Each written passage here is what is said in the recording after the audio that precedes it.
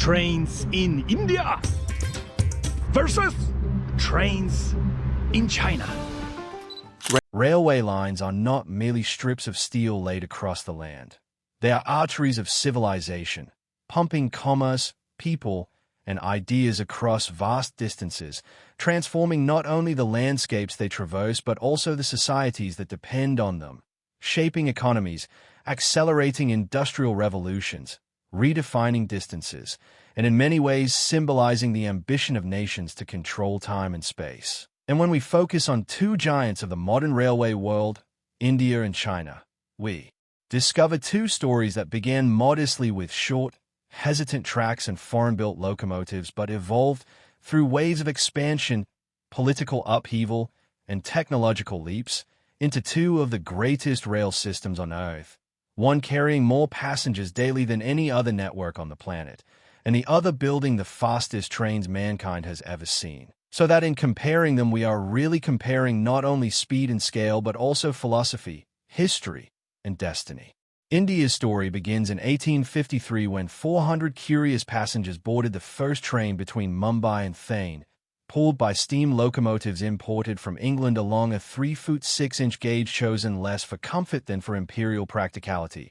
And this single inaugural journey sparked a century of relentless expansion that bound the subcontinent together, linking Madras, Calcutta, and Nagpur by 1900, carrying coal from Jharkhand's fields to Bengal's mills, moving wheat and rice from Punjab's farms to distant ports, and with every mile of track laid by private companies like the Great Indian Peninsula Railway, weaving a tighter web of economic and cultural integration under British rule. By the early 20th century, monumental stations like Chhatrapati Shivaji in Mumbai and Howrah in Kolkata rose as cathedrals of steel and stone, while in 1908 electric suburban trains in Bombay hinted at the future. And though World War II strained the network with troop and supply movements, independence in 1947 left India with over 40,000 kilometers of track, an inheritance of both opportunity and division, for partition split the railways between India and Pakistan. In 1951, Indian Railways unified these fragments under one administration, launching an era of nation-building on rails. Steam engines gradually gave way to diesel, then electric traction. Planners pushed into the Nilgiri Hills and the forests of Assam.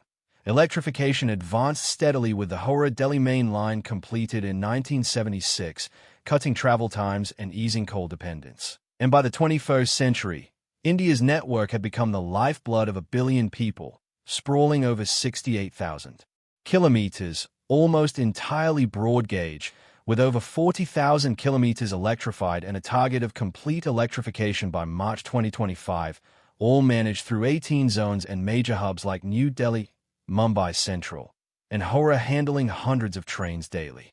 Yet, even with modern upgrades like the Vande Bharat Express, India's first domestically built semi-high-speed train capable of 160 kilometers per hour, offering reclining seats, automatic doors, and a sense of futuristic pride. India's railway genius lies not in speed but in scale, in the ability to move millions daily, from humble Garib Rath carriages offering affordable air-conditioned travel, to mighty WAP-7 electric locomotives pulling Rajdhani and Shatabdi expresses, to freight corridors, hauling containers from the heartland to ports, each train a moving city, each journey a piece of the national rhythm. Meanwhile, across Asia, China's first hesitant step came in 1876 with a 7-kilometer coal line near Tangshan, a modest industrial utility rather than a grand vision. But soon Shanghai, Guangzhou, and Manchuria were laced with concessionary lines built by foreign powers, and in 1904 Russia drove the Chinese Eastern Railway through Manchuria. Only after 1949 did China's leaders seize control, nationalize, and unleash a series of 5U plans that spread tracks westward through the Qinling Mountains into Sichuan and along the Yangtze River, hauling cargo and binding regions long isolated by geography. By 1980, China commanded more than 50,000 kilometers of track, steadily electrifying, modernizing signals under central control in Beijing, and laying the foundation for a leap that would astonish the world, the birth of high-speed rail in the 1990s. In 2007, the Beijing out-engine bullet train slashed travel time from an hour to 20 minutes. And this proof of concept exploded into the globe's largest high-speed network, now stretching more than 40,000 kilometers within a total 154,000 kilometers of track, much of it designed for 350 kilometers per hour, with iconic routes like Beijing, Shanghai carrying millions annually at speeds once reserved for aircraft. China's system, run through 18 regional groups under the State Railway Company, combines high-speed marvels like the CR400 series, sleek, stainless steel trains with Wi-Fi and smart seating, with heavy-duty HXD locomotive pulling coal and freight, and even futuristic experiments like Shanghai's maglev, which touch 431 kilometers per hour in tests. It is not just engineering but statecraft. Centralized command centers in Beijing, Shanghai, and Chengdu monitor movements across the nation. Quadruple tracks around Shanghai and Wuhan separate freight from passenger flows, and extreme feats like the Qinghai-Tibet Railway, rising above 5,000 meters with oxygen-enriched carriages, show an audacity to conquer geography itself. Comparing the two, we see India as the master of reach, threading rails into every district, electrifying to clean its skies, building freight corridors to relieve congestion, and producing locomotives and coaches domestically in factories like ICF Chennai or Chittaranjan, aiming for affordability and inclusivity. China as the master of velocity, redefining national travel time, exporting CRRC-built trains globally, pioneering maglevs, and pushing rail technology as an arm of industrial dominance. And yet, the real race is not merely about who carries more or who travels faster, but about philosophy. India builds rails as a democratic scaffold, a system that carries every class, from luxury Rajdanis to budget sleepers, binding the nation through accessibility, while China builds rails as a projection of modernity and power, a high-speed web that compresses geography and showcases state capacity. Both are pursuing futures shaped by their choices. India betting on full electrification, expansion of semi-high-speed services like Vande Bharat, and freight corridors that relieve passenger congestion. China pushing ever-faster high-speed trains, maglev breakthroughs, and seamless integration of rail into its Belt and Road ambitions. In the end, the question is not simply who built smarter, for each built according to its needs and ambitions, but what kind of railway civilization they are building, one of massive reach and inclusivity, or one of breathtaking speed and centralization. Beyond high-speed glamour and glossy headlines, China's railways carry another hidden backbone. Immense heavy freight locomotives that thunder across the land, hauling coal, ore, and containers in endless chains of steel wagons that sometimes stretch longer than the eye can see. Models such as the HXD-1B and HXD-3G have become beasts of burden, capable of pulling more than 100 loaded wagons in a single run, feeding the furnaces of industry and powering the vast machine of modern China. Alongside them, passenger services on older conventional lines continue with diesel railcars and CH-2A units, ensuring that towns outside the reach of the electric web still remain connected, while in select regions without wires, battery hybrid trains quietly maintain the links, bridging gaps until full electrification arrives. Inside the cities, a different rhythm takes over. Beijing, Guangzhou, Shenzhen, and dozens of other metropolises pulse with metro trains built by CRC, sliding through tunnels with automatic train control systems that guide millions of passengers daily, where missed heartbeat would mean chaos, but instead the precision of engineering delivers order. Both India and China share one commonality here. They build trains on a staggering scale. India, with its long legacy of state-run production at Integral Coach Factory in Chennai, Chittaranjan in West Bengal, and Diesel Loco Works in Varanasi, has increasingly invited private firms such as Titiga Rail Systems to expand output, bringing stainless steel cars and new design philosophies into a fleet that still must serve extremes, from Himalayan foothills to desert plains. China, on the other hand, leveraged the colossal scale of CRC, the largest rolling stock maker in the world, which not only supplies its domestic network with advanced high-speed and freight trains but also exports locomotives and coaches abroad, using its scale to plow money into research on suspension systems, digital control units, and aerodynamic tweaks that squeeze efficiency out of every kilometer. Both networks test, refine, and innovate, whether in braking methods, tilting technologies, or hybrid powertrains, and by localizing production they lower costs, reduce reliance on imports, and ensure spares are available when needed. The result is not just trains, but entire industrial ecosystems that keep wheels turning across continents. But here lies the real twist in the tale. Being able to run fast in bursts is not the same as maintaining speed day after day, trip after trip, across thousands of kilometers of varied terrain.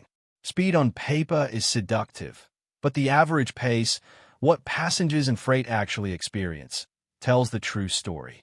In India, the sleek van Bharat Express headlines newspapers with its 160 km per hour top speed. But once it wins through crowded towns, navigates curves, and pauses at stations, its average drops closer to 100 km per hour, still impressive for the subcontinent but restrained by infrastructure. The Gatiman Express touches 135 km per hour in open stretches between Delhi and Agra, yet averages near 115 km per hour overall. Long-distance icons like the Rajdhani and Shatabdi Express, powered by stalwart WAP7 electrics, log steady averages between 85 and 105 km per hour depending on terrain and congestion. Much of this is shaped not by locomotive muscle but by track quality, outdated relay interlocking, and limited signaling. Though India's indigenous Kavash protection system is slowly rewriting the safety rules by automatically intervening if drivers miss signals, now rolling out across key corridors like Delhi-Howrah and Mumbai-Pune. Only once Kavash blankets the busiest arteries and more track renewals are complete can averages climb closer to design potential. China exists in another tier altogether. On the Beijing-Shanghai line, CR400AF trains glide routinely at 350 km per hour. Their service average a remarkable 300 km per hour across 1,318 km, shrinking what was once an overnight journey into just over 4 hours.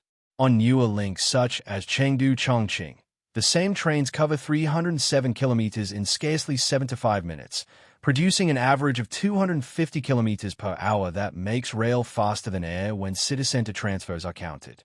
Even where high-speed and conventional traffic mix, Chinese intercity runs often sustain 200 km per hour with averages above 150, a feat enabled by CTCS2 and CTCS3 signaling systems that go beyond static blocks to dynamic moving block technologies, allowing trains to follow at safe but minimal gaps while centralized traffic control rooms in Beijing and Shanghai monitor everything in real time.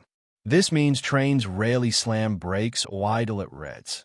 Instead, they are modulated in continuous motion, a symphony of controlled acceleration that maximizes both speed and capacity. Freight tells its own story of contrast. In India, coal and steel dominate heavy goods runs. Yet most freight averages only 25 km per hour on shared routes, crawling through bottlenecks shaped by gradients and mixed traffic. Dedicated freight corridors, now partially operational, have doubled and tripled that figure to 70 km per hour, allowing long container trains of 4,000 tons to glide at steady speed from mines to ports, promising a logistics revolution once the full network is complete. In China, double-stack container trains already thunder at 120 km per hour, aided by dedicated corridors and engineered gradients, while heavy coal drags maintain 80 km per hour over hundreds of kilometers. China has also ringed major hubs like Beijing with multiple parallel tracks, sometimes 4 in a row, segregating high-speed passenger runs from lumbering freights, ensuring one never slows the other. India is now racing to complete similar bypasses, but for now the bottleneck remains real. And so the picture sharpens. On raw numbers, China leads both in top speeds and in average operational velocities, yet India excels in scale, moving more than 8 billion passengers each year on an inheritance of colonial-era track gradually electrified and expanded.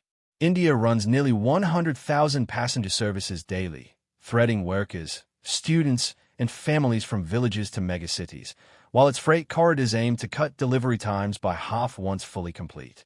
China, though, matches with 3 billion annual passengers and 4 billion tons of freight, but carried on a network designed in the last half-century, one that segregates flows more cleanly and relies on CRC's relentless industrial pace. Looking forward, both giants chase different visions. India eyes its first true bullet line between Mumbai and Ahmedabad, a 508-kilometer corridor where trains will run at 320 kilometers per hour and cut travel to just 2 hours, slated for 2028. Beyond, Delhi-Varanasi is surveyed but still decades from full realization. Meanwhile, India needs full electrification by 2025, deploys Kavash across most zones, and experiments with van metro commuter services at 150 kilometers per hour, along with hydrogen and battery hybrid locos for remote areas. China, by contrast, stretches its high-speed web past 40,000 kilometers, pushing into Tibet with the Sichuan-Lhasa line climbing above 4,000 meters, testing maglevs at 600 kilometers per hour, and already fielding driverless and hydrogen prototypes on secondary runs. And thus two paths diverge: India's sprawling sprawl of reach, inclusivity, and scale, versus China's sleek sprint toward velocity and technological dominance. Both are rewriting the geography of their nations. Both invest in digital controls, green power, and ever more advanced rolling stock, yet they embody different philosophies of progress.